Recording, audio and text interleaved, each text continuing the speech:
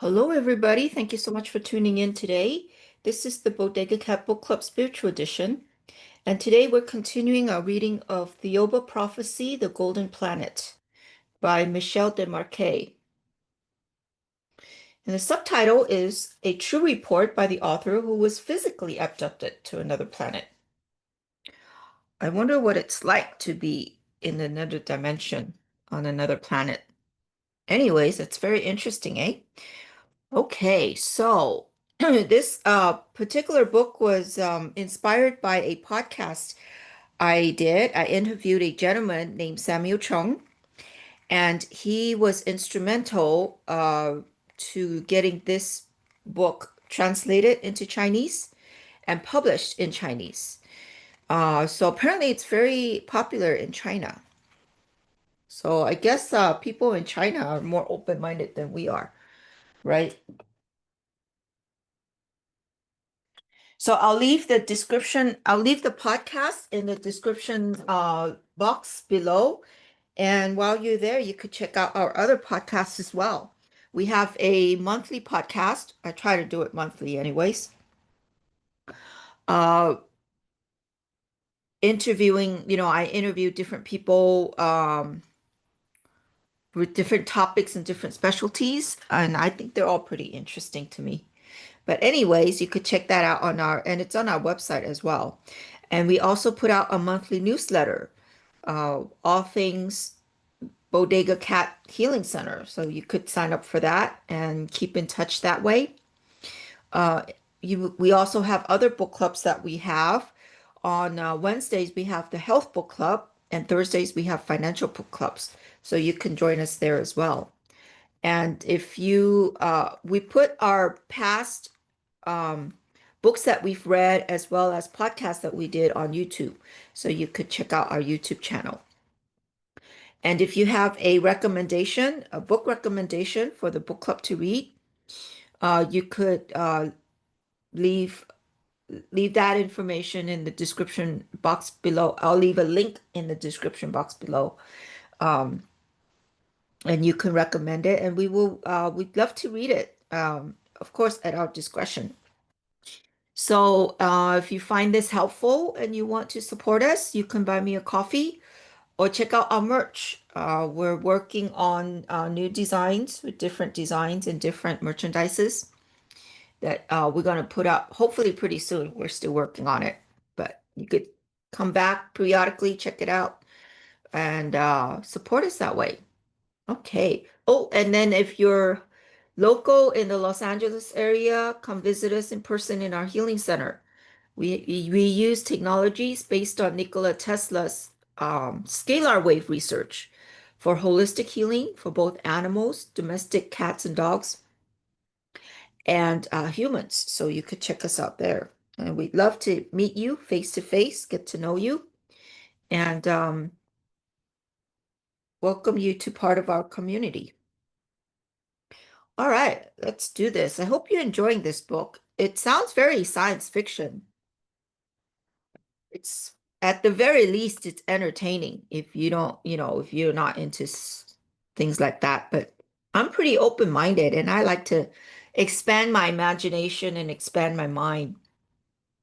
All right, so this chapter is chapter 9. There's no chapter number for in the book.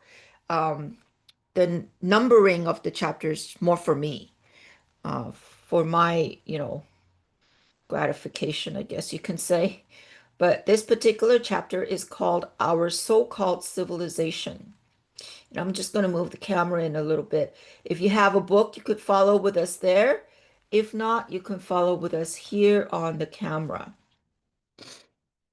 Whatever works for you. All right. So here we go. Our so-called civilization. When I had paid my respects and said my goodbyes to Li Tionosi and his companies, we left the village and boarded the flying platform once again to retire to my doko. We took a different route this time, flying over large cultivated fields and pausing long enough for me to admire the crops of wheat, which grew there with very large ears. Our route also took us over an interesting looking city. Not only were all the buildings dokos, from the largest to the smallest, but there were also no actual streets linking them. I understood the reason for this. The people here were able to move from place to place by, quote, flying, with or without a lavatok, so that proper streets were unnecessary. Boy, that saved a lot of money, doesn't it? Just a side note. Sorry, little squirrel there. We passed close by people entering and leaving huge dokos, similar in size to those at the spaceport. These are the factories where our food is prepared, explained Tao. The mana and the vegetables you were eating yesterday in your doko would have been prepared here. We didn't stop but flew on over the city and then over the ocean. Before long, we had reached the island where my doko was situated. Leaving our vehicle in the usual place, we went inside. Do you realize that, Tao, that you have eaten nothing since yesterday morning? You are going to lose weight at this rate. Aren't you hungry? Surprisingly, I'm not particularly hungry, and yet on Earth, I have 4 meals per day. It's not really so surprising, my friend. Our food here is prepared in such a way that the calories contained in the food are released at regular intervals over a 2 day period. We continue to be nourished without overloading our stomachs. This also allows our mind to remain clear and alert. And after all, our minds must be a priority. Isn't that so? I nodded my agreement. We helped ourselves to various colored dishes in a little manner. Then, as we enjoyed a glass of hydromel, Tao asked, "What do you think of your stay on Thiaoouba, Michel?" What do I think of it? Perhaps after my experience of this morning, you should rather be asking what I think of the planet Earth. It seemed to me during those 15 minutes that years had passed. Some moments were obviously dreadful, but others were enthralling. May I ask you, why did you take me for that journey in time? A very good question, Michelle. I am glad you have asked. We wanted to show you that prior to your present so-called civilization, there had been on Earth, quote, true civilizations. We didn't kidnap you, as you might say, and bring you several billion kilometers just to show you the beauty of our planet.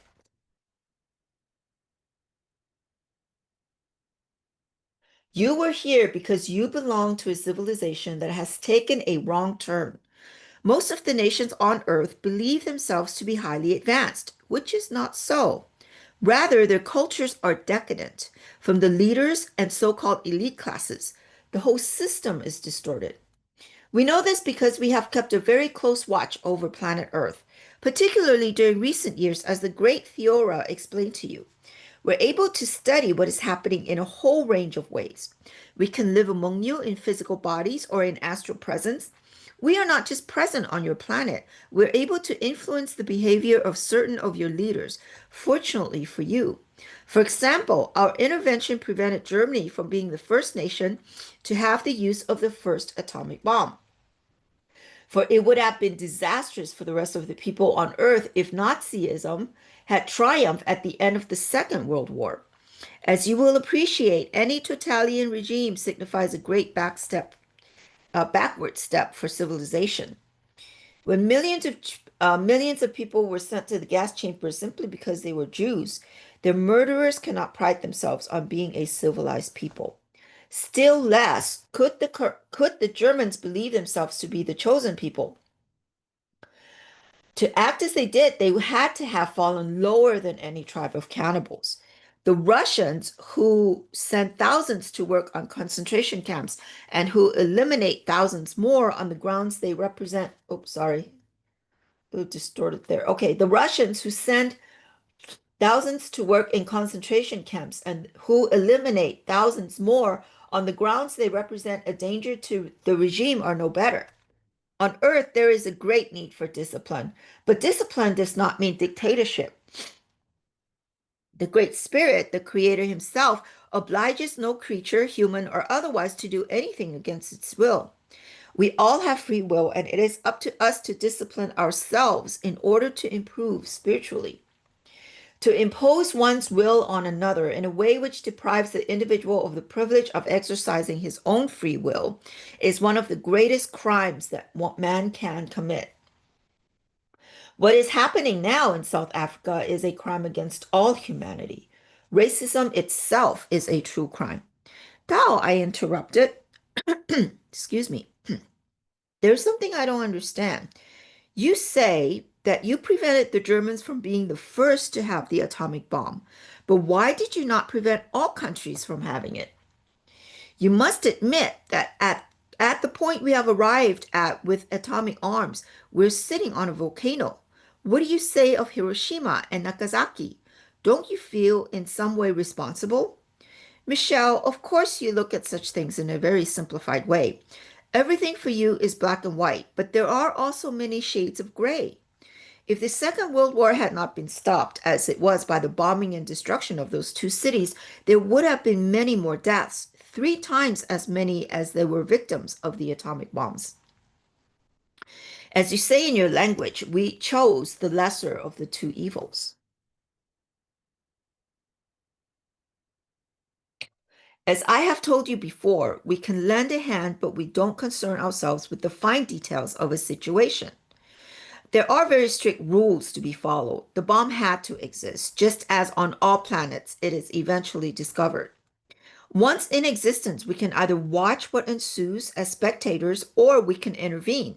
If we intervene, it is to give an advantage to the side which is most sincere and most respectful of individual liberty. If certain of the leaders who read your book don't believe you or doubt what is written, challenge them to explain the disappearance of billions of needles put into orbit around Earth several years ago. Ask them also to explain the second disappearance of billions more needles again put into orbit. They will know what you are referring to. Never fear. We are responsible for that disappearance of these needles, judging them to be potentially disastrous for your planet. We do at times prevent your experts from playing with matches, but it is important that our assistance not be relied upon when mistakes are made. If we judge it appropriate to lend a hand, we do so, but we can't and we don't wish to save you from disaster automatically. That would be to contravene into universal law. You see, Michelle, atomic weaponry seems to cast fear into the hearts of people of Earth, and I admit that it is a sword of Damocles suspended over your heads, but it is not the real danger. The real dangers on Earth, in order of importance, are first, money, then, politicians, third, journalists and drugs, and fourth, religions, plural. These dangers in no way relate to nuclear arms. Yeah, I think these all four of these had to be eradicated, right? In my opinion. If the people on Earth are wiped out by a nuclear cataclysm, their astral beings will go where they must after death, and the natural order of death and rebirth will be maintained. The danger does not lie in the death of the physical body, as millions believe. The danger exists in the way in which one lives.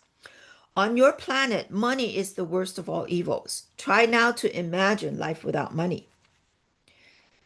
Just a side note, I've been trying to do that every day, imagining a life without money. Sorry, little squirrel there. Okay, you see, said thou who had read my efforts, you can't even imagine such a life, but you are caught up in the system. However, just 2 hours ago, you saw that the people of Mu were able to meet their needs without spending any money. You noticed, I know, that the people were very happy and highly advanced. The civilization of Mu revolved around the community, both spiritually and materially, and it thrived. Of course, you must not confuse community with communism, as exists in certain countries on Earth. Communism, as practiced on Earth, is the essential part of totalitarianism regimes rather than democratic, and as such is degrading for man. Unfortunately, as regards to money, it is difficult to help constructively on Earth, for your whole system is based on it.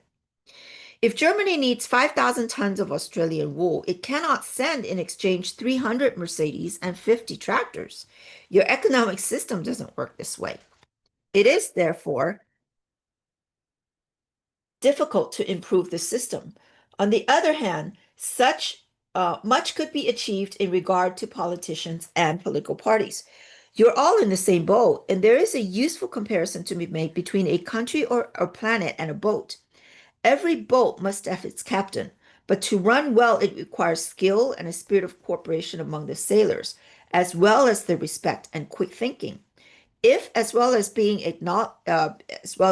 knowledgeable, experienced, sorry, let's do that again. If, as well as being knowledgeable, experienced, and quick thinking, I think I missed a line or something. Let me try that again. I'm going to go back to that previous paragraph. On the other hand, much could be achieved in regard to politicians and political parties. You're all in the same boat, and there is a useful comparison to be made between a country or planet and a boat. Every boat must have its captain, and to run it well requires skill and a spirit of cooperation among the sailors, as well as their respect for their captain. If, as well as being knowledgeable, experienced, and quick thinking, the captain is also fair and honest, and chances are great that his crew will do its best by him. It is ultimately the intrinsic worth of the captain, regardless of his political or religious leanings, that will determine the effectiveness of his operation. Sorry. Imagine, for example, that a captain had to be elected by his crew, more for reasons of politics than for his skill in navigation and his cool-handedness in times of danger. To imagine the situation better, let's suppose we're watching an actual election. We're standing on a leading dock where 150 crew members are assembled with three candidates for command of a ship. The first is a Democrat, the second a communist, and the third a conservative. Among the crew members, there are 60 with communist leanings, 50 Democrats, and 40 conservatives. Now, I'm going to show you that this affair cannot be conducted appropriately. If, uh, okay, sorry, the communist candidate is obliged to make certain promises to the Democrats and conservatives if he wants to win, because he is only guaranteed 60 of the votes. He must convince at least 16 men from the other parties that it is in their interest to elect him. But will he be able to keep the promises he makes? And of course, the same applies to the other two candidates. When one or the other of these captains is at sea, he will always find that a significant number of his crew are fundamentally opposed to his having command. So there is always significant risk of mutiny.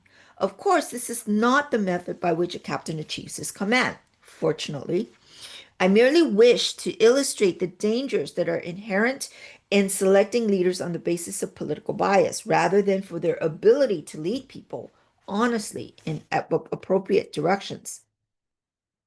While on the subject, I must emphasize another point.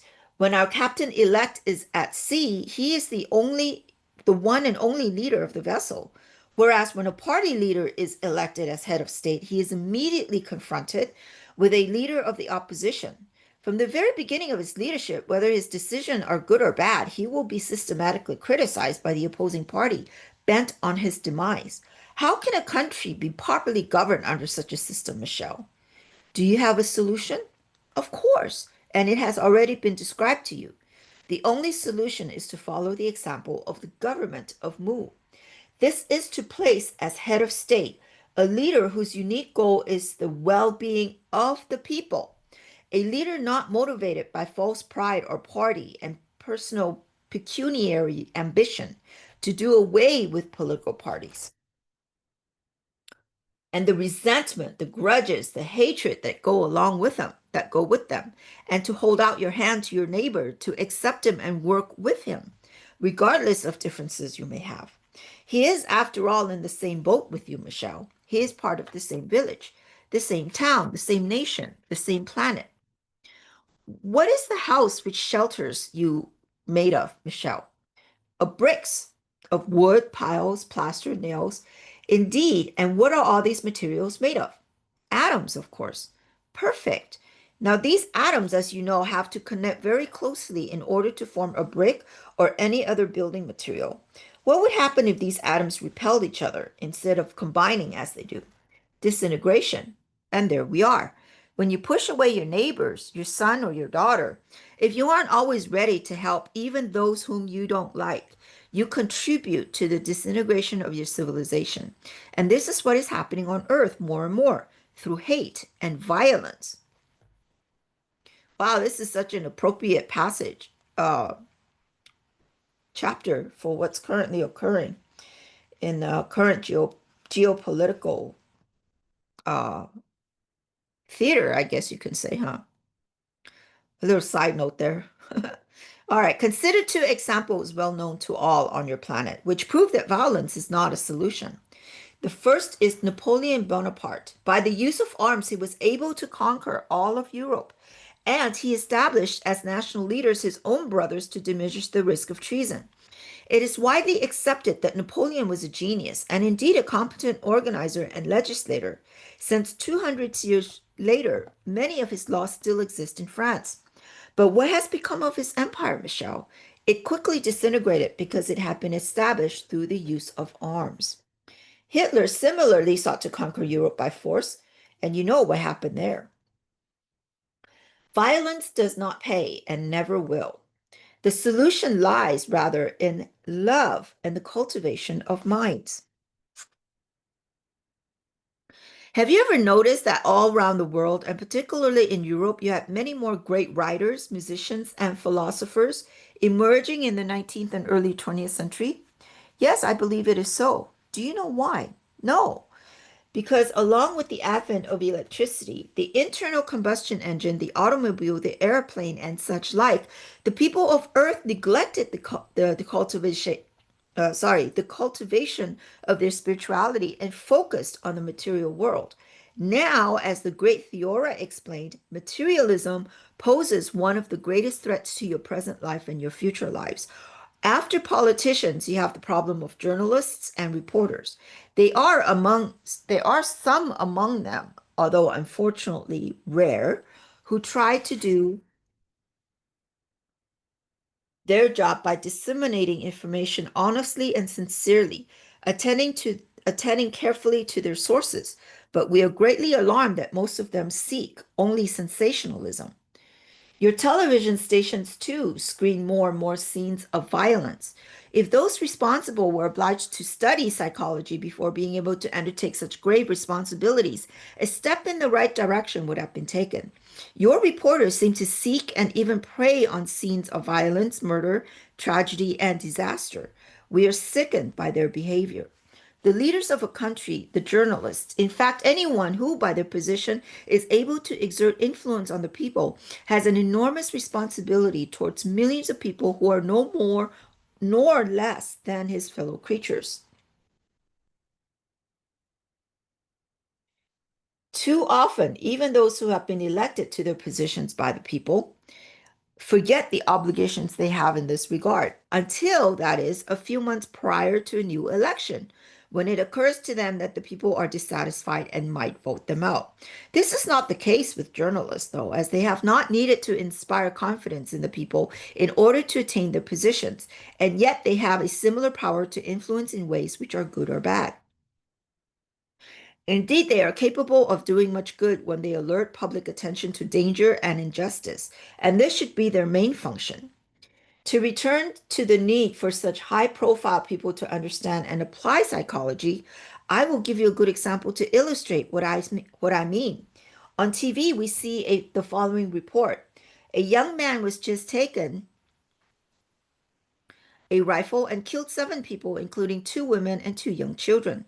The reporter shows the blood stains in the bodies, adding that the killer had imitated the style of an actor, well known for his violent roles in films.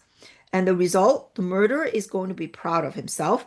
Not only has he achieved national notoriety, as he has also been compared with one of the most popular heroes of violent modern films.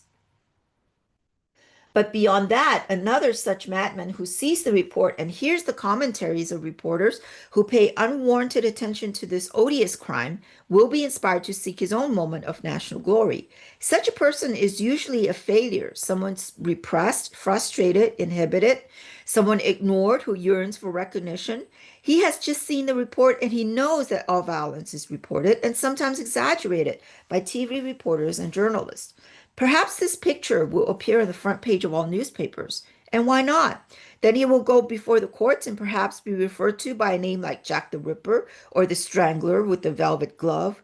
No longer will he no longer will he rank among ordinary mortals. The harm that such irresponsible reporting can do is unimaginable. Thoughtlessness and irresponsibility are not qualities apparent in civilized nations. That is why I say on earth you have not even achieved the first letter of the word civilization. Oh, sorry. So, what is the solution? Why do you ask such a question, Michelle? You have been chosen because we know how you think, and I know that you know the answer to your question. Still, if you insist, you will hear it from my mouth.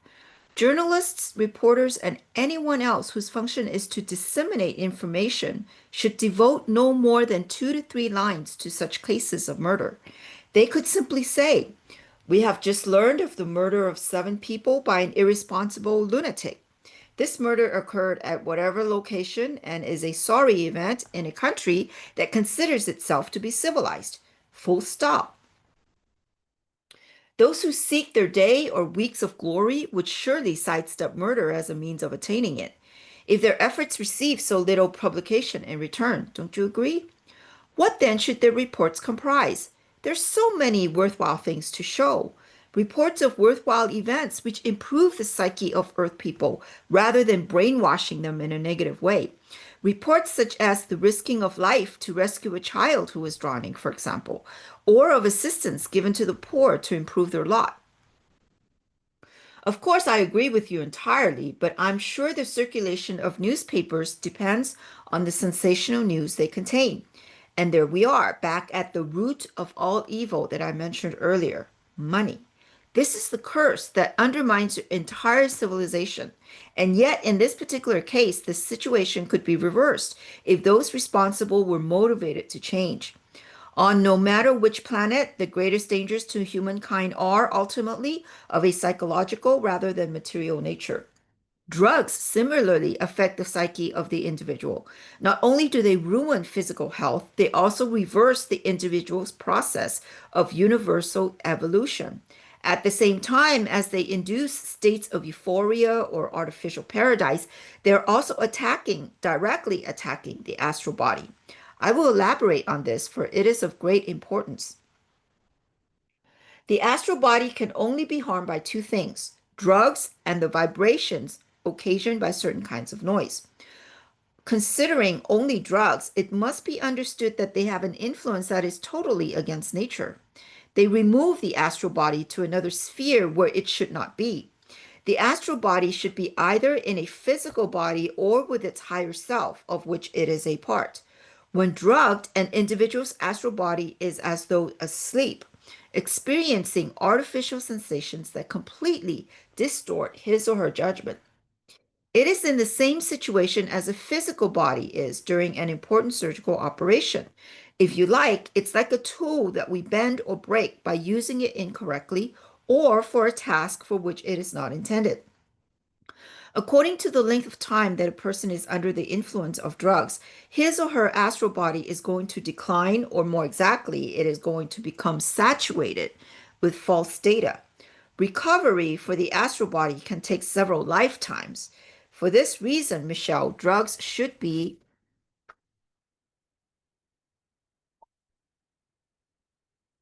avoided at all costs. There is something I don't understand, then I interrupted. Twice now you have given me drugs to take in order to release my astral body from my physical body. Haven't you thereby done me a disservice? No, not at all. We used a drug that is not an hallucinogen in order to assist a process which could occur quite naturally with adequate training. It is not a drug that blinds and therefore presents no danger to your astral body, and its effects are very short term. Returning to the problems of your planet, Michelle, the solution depends on love, not money. It requires that people rise above hate, resentment, jealousy, and envy, and that each person, whether he be street sweeper or community leader, put his neighbor before himself, offering his hand to whoever needs it. Everyone has need, both physically and mentally, of his neighbor's friendship, not only on your planet, but on all planets. As Jesus said, when we sent him to you almost 2,000 years ago, love each other. But of course, Tao, I interrupted again, almost rudely this time. What did you just say in regard to Jesus? Jesus, Michel, was sent to Earth from Thiaoouba almost 2,000 years ago, just as Latunusi also went to Earth and has returned. Of all that had been explained to me, it was this unexpected revelation that which shocked me the most. At the same time, Tao's aura rapidly changed color. A soft gold mist around her head became almost yellow, and the gentle shower of colors from the top of her head blazed forth with new energy. A great Theora is calling us, Michelle. We must go immediately. Tao stood up. I adjusted my mask and followed her outside, most intrigued by this sudden interruption and uncustomary haste. We boarded the flying platform and rose vertically above the branches of the trees. Soon we were flying over the soon we were flying over the beach and then the ocean, traveling at a speed much greater than ever before. The sun was quite low in the sky, and we skimmed over waters that were emerald green or a perfect azure blue, if I could describe colors in earthly terms. Huge birds with a wingspan of about 4 meters crossed our path just in front of us, and the sun's rays lit up and the bright pink feathers of their wings and the bright green feathers of their tails. Before long, we had reached the island, and Tao brought the platform down again in the park, in which seemed to be precisely the same spot as before. She signaled that I should follow her, and we set off, she walking and I running behind her. This time we did not head for the central doko, but took a different path, which led us eventually to another doko of the same huge size as the central doko. Two people, both taller than Tao, were waiting for us under the entrance light. Tao spoke to them in a low voice, then moved nearer to them and engaged in a brief consultation, from which I was exalted. Sorry, from which I was excluded. Exalted. Oh, sorry about that. Okay. They stood still, casting curious glances my way, but not smiling at all. I could see their auras, which were less brilliant than Tao's, a sure indication that they were not as highly evolved in spirit. For a considerable time, we waited without moving. The birds from the park approached, watching us. No one, apart from me, paid them any attention. My companions were apparently deep in thought. I remember clearly a bird resembling a bird of paradise came and stationed itself between Tao and me, for all the world as though it wanted to be admired. The sun would soon set, and I remember watching its last rays high up in the trees, igniting sparks of purple and gold among the branches. A flock of birds fluttered noisily in the canopy, breaking the silence that had been established. As if this had been a signal, Tao asked me to take off my mask, close my eyes, and to take her hand that she might guide my steps. Much intrigued, I did as she asked. Moving forward, I felt the light resistance, now familiar to me as we entered the doko. I was told telepathically to keep my eyes half closed and lowered, and to follow in Dao's wake. We advanced about 30 paces before Dao stopped and placed me at her side. Still by telepathy, she indicated that I could now open my eyes and look around. This I did quite slowly. Before me were three figures remarkably like those I had met previously. Like the others, they sat cross-legged, straight-backed, and fabric-covered blocks, each seat being of a color that complemented the occupant. Dao and I were standing beside two similar seats until telepathically and without a gesture, we were invited to sit down. I looked around discreetly, but saw no trace of the two characters who had met us at the entrance. Perhaps they were behind me? Like before, the eyes of the Tiori gave the impression of being illuminated from within. But by contrast, this time I was immediately able to see the auras, resplendent with bright colors, all so pleasing to the eye. The central figure rose by levitation without altering his position and slowly floated towards me. He stopped before and slightly above me, placing one of his hands at the base of my cerebellum and the other on the left side of my skull. Again, I felt my body invaded by a fluid like feeling of well being. but this time I almost fainted. Removing his hands, he returned to his seat. Perhaps I should explain that the details concerning the position of the hands on my head were provided later. My Tao asked once again, it was beyond me at the time to register such details. And yet I remember a thought that occurred to me, a thought rather out of place at such a time, which he resumed when he resumed his seat. I'll probably never get to see one of these figures use his two legs as everyone else does. All right, end of chapter 9. Boy, that was an interesting chapter. I enjoyed the chapter about their little Tao's little um what do you call it? Discussion about money and politicians and things. That's very true. Very, very true. We're seeing it play out right now in the geopolitical stage in 2025. Yeah. Interesting, eh? Words of wisdom. What an appropriate time. All right. I hope you enjoyed that. And we will continue our reading next time again. Another chapter, a new chapter. Same time, same bat cave. In the meantime, I hope you guys all have a great day and a great week. All right. Bye bye now.